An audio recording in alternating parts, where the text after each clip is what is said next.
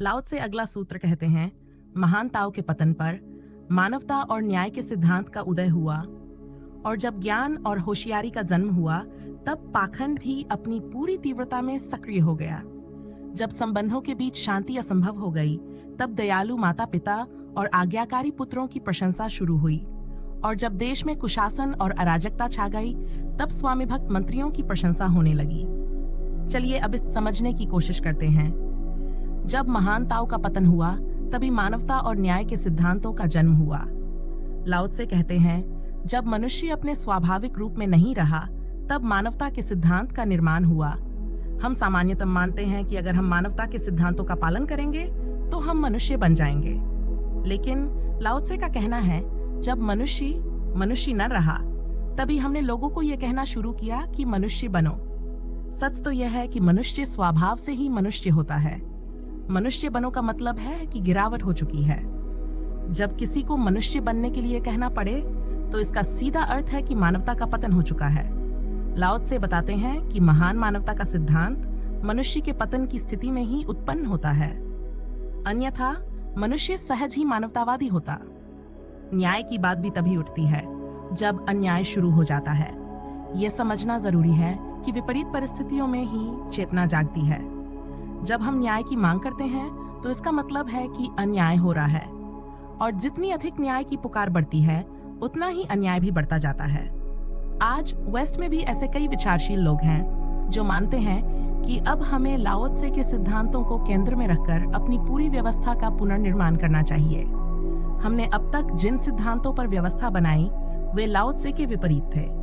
हमने अच्छाई, न्याय, समानता, मानवता, स्वतंत्रता जैसे सिद्धांतों की बात मानी, लेकिन परिणाम क्या हुआ?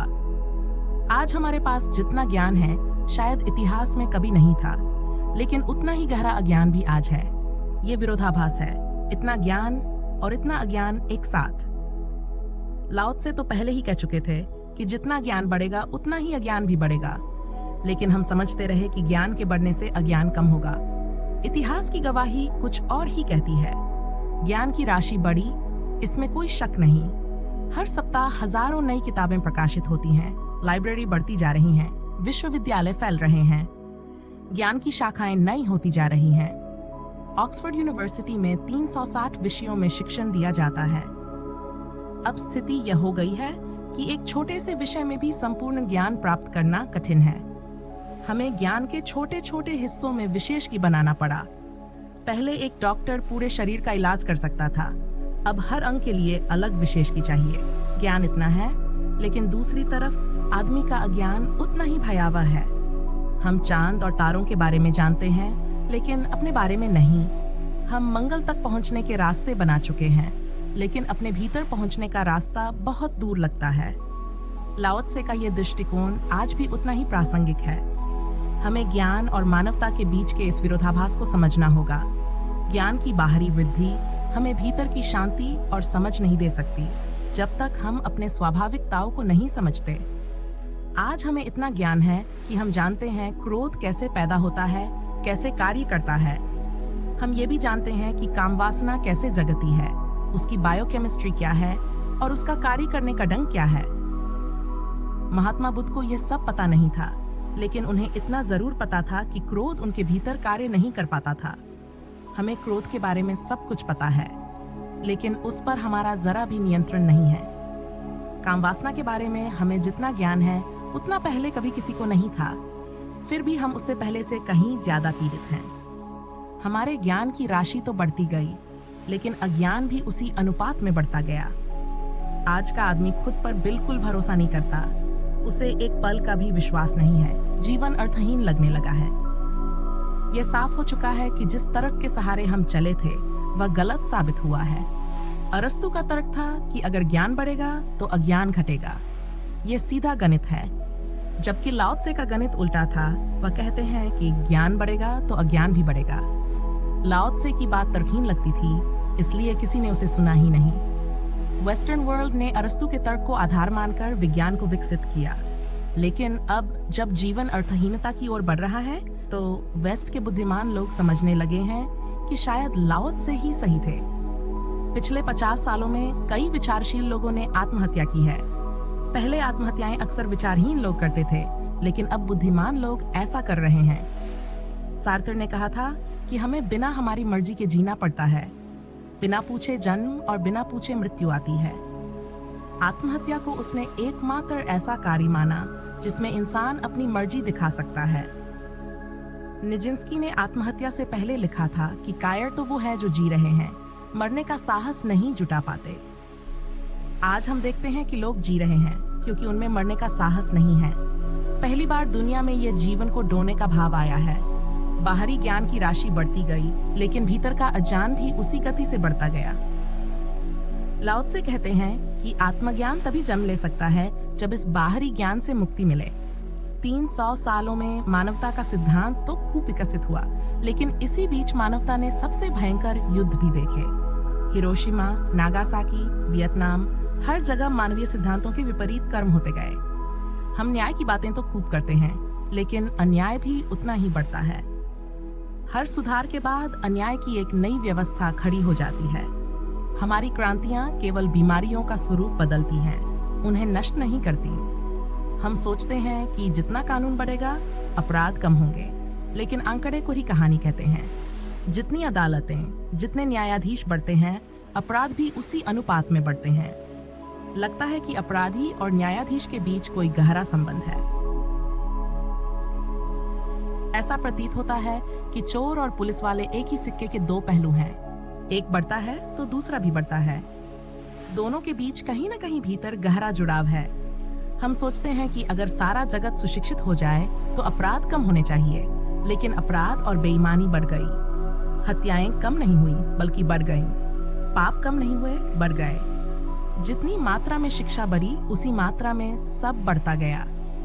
लाओ त्से कहते हैं कि आत्मज्ञान नहीं जम सकता जब तक इस बाहर के ज्ञान से छुटकारा न हो। हम सुरक्षा में रहते रहते असुरक्षित होते गए।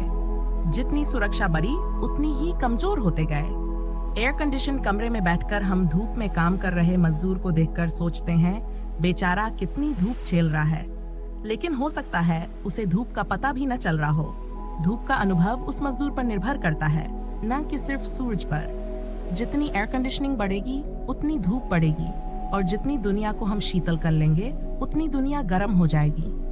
यहाँ एक गहरी पहेली छुपी है। जैसे जैसे दवाएं बढ़ती जाती हैं, वैसे वैसे बीमारियां भी बढ़ती जाती हैं। जब बीमारी से हमें नहीं लड़ना पड़ता, बल्कि दवा लड़ती है, तो हमारी अपनी प्रतिरोधक क्षमता कम हो जाती है। जितनी बड़ी मात्रा की दवा जरूरी हो जाती है, वह हमारी कमजोरी की खबर देती है। दवा बीमारी से लड़ती है, आप बीमारी से नहीं लड़ते। आप रोज कमजोर होते जाते हैं। ये लड़ाई दवा और बीमारी के बीच होती है, आप इसके बाहर हैं।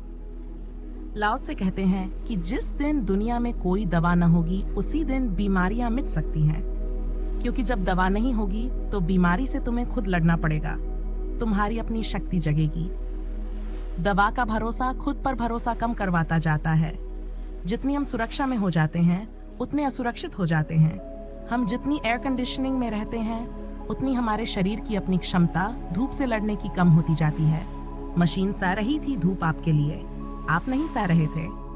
जब आप अचानक धूप में खड़े हो जाएंगे, आपका शरीर असुरक्षित हो जाएगा, पीड़ा का अनुभव बढ़ जाएगा। लाओ त्से का तर्क ये कहता है कि बाहरी सुरक्षा, बाहरी ज्ञान, बाहरी सुविधाएं हमें और कमजोर करती जाती हैं। वास्तविक शक्ति तब आती है जब हम भीतर की शक्ति को जगाते हैं, जब हम बाहरी सहारों से मुक्त होते हैं। जब तक हमें सहारे चाहिए, तब तक हम वास्तव में असहाय हैं। जब कोई सहारा न हो, तब जो अपनी शक्ति से खड़ा हो जाए, वही असली शक्ति को प्राप्त करता है। साउथ अमेरिका में एक झील है, लेक टिटिकाका। ये झील बेहद अनूठी है और वैज्ञानिकों के लिए एक गूढ़ पहेली बनी हुई है। इसमें एक नदी रोज करोड़ों गैलन पानी डालती है, लेकिन पानी का बाहर निकलने का कोई रास्ता नहीं है। इसके बावजूद झील का जलस्तर कभी इंच भर भी नहीं बढ़ता। वैज्ञानिक चकित रह गए, ये सारा पानी आखिर जाता कहाँ है? कुछ रहस्यवादियों का मानना है कि टिटिकाका झील के नीचे एक पुरानी इनका सभ्यता की बस्ती थी। ये बस्ती पानी को सोखती थी और आज भी झील का पानी उसी अदृश्य बस्ती में चला जाता है। वैज्ञानिक भी इस संभावना पर विचार कर रहे हैं और खोज जारी है कि उस बस्ती का कोई सुराग मिले। ऐसा माना जाता है कि जब कोई सभ्यता पूरी तरह विकसित हो जाती है, तो वह भूमिगत हो जाती है। जैसे मोहनजोदड़ो और हड़प्पा की 7-7 परतों वाले नगर। पहले आर्कियोलॉजिस्ट कहते थे कि ये परतें भूकंप के कारण जमीन के नीचे चली गईं, लेकिन अब यह अधिक संभावना है कि सभ्यता स्वयं भूमिगत हो गई थी।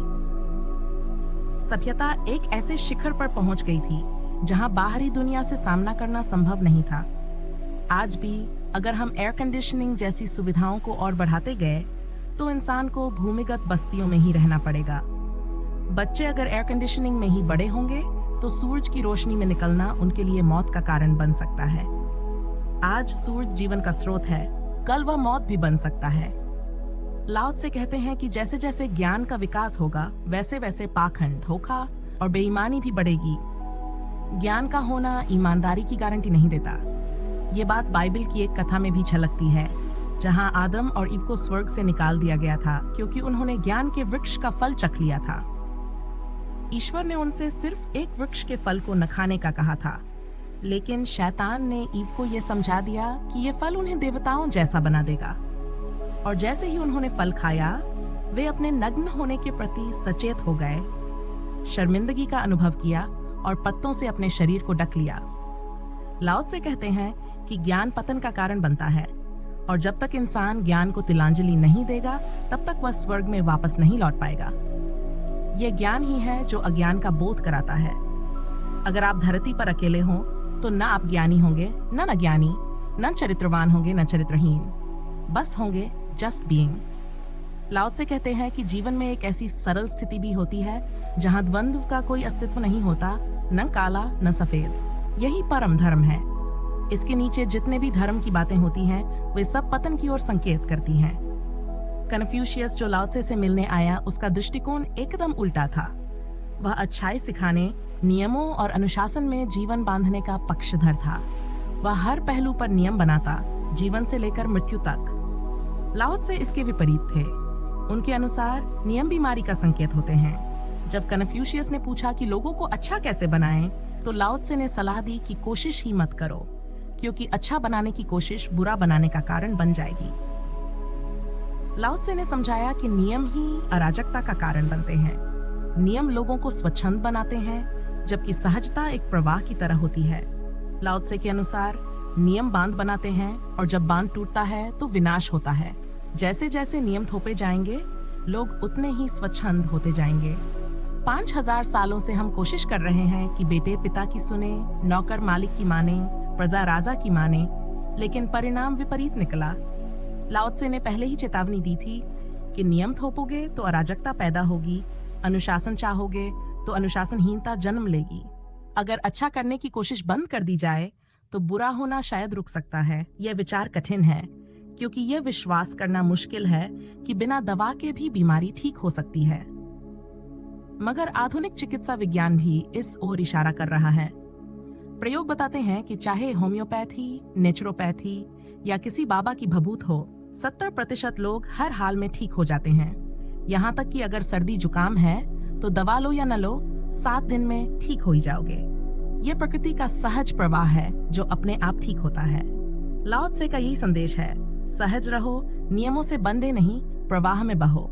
लाओ त्से कहते हैं प्रकृति स्वयं ही अपना सुधार कर लेती है, बस पर प्रकृति पर छोड़ दो, बीच में दखलंदाजी मत करो। तुम ही उपद्रव हो, जरा दूर रहो और प्रकृति को अपना काम करने दो।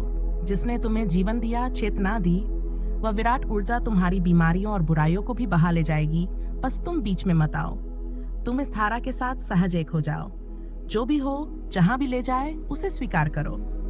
लाओ त्से कहते हैं पूरी तरह से प्रकृति पर छोड़ दो, बस राजी रहो बहने को। तैरो मत, बहो, नदी पर छोड़ दो, जहां ले जाए। अपनी मंजिल तय मत करो, नदी पर छोड़ दो, जहां पहुंचाए वही मंजिल है। ऐसी स्थिति में ही धर्म के फूल खिलते हैं। जब ज्ञान और होशियारी का जन्म हुआ तो पाखंड भी पूरी ताकत से सक्रिय हो गया। जब संबंधों में शांति असंभव हो गई, तब दयालु माता पिता और आज्ञाकारी पुत्रों की प्रशंसा शुरू हुई। किसी बेटे की आज्ञाकारिता की प्रशंसा इस बात का संकेत है कि यह अब अपवाद हो गया है।